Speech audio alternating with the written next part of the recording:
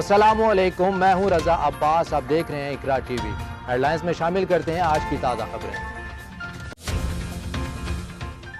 बगल में छुरी, मुंह पे राम राम। अमेरिका अफगानिस्तान में अमन का ख्वाहा या फिर कोई नई चाल? अमेरिका ने तालिबान के साथ मुज़ाकरात का ऐलान कर दिया। अमेरिकी सदर ट्रंप का कहना है कि वह अफगानिस्तान में अमन अफगानों की मर्जी और क़यादत के तहत चाहते हैं। वफाकी हुकूमत ने ईद उल फितर की तातीलात का ऐलान कर दिया। वजारत दाखिला ने नोटिफिकेशन जारी कर दिया। नोटिफिकेशन के मुताबिक 15 जून से 18 जून तक ईद उल फितर की आम तातीलात होंगी।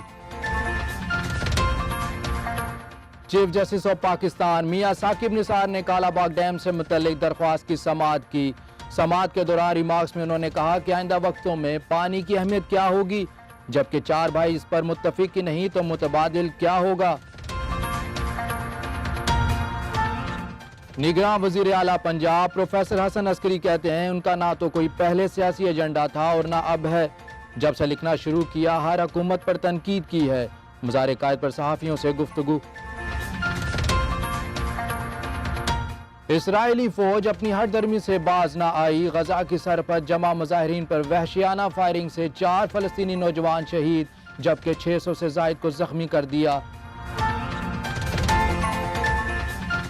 महकमे मौसमियात ने बारिश की नवीद सुना दी। लाहौर समेत पंजाब के मुख्तलिफ शहरों में बारिश से गर्मी का जोर टूट गया। रावलपिंडी, इस्लामाबाद में बादल छाए रहेंगे, जबकि कराची में काली घटाओं का राज रहेगा।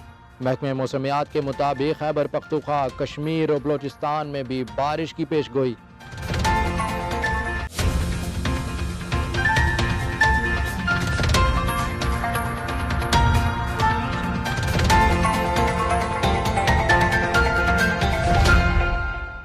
फिलवक्त न्यूज़ बुलेटिन से इतना ही। मजीद ताज़ा खबरों के लिए विजिट कीजिए हमारी वेबसाइट ikra.tv.pk।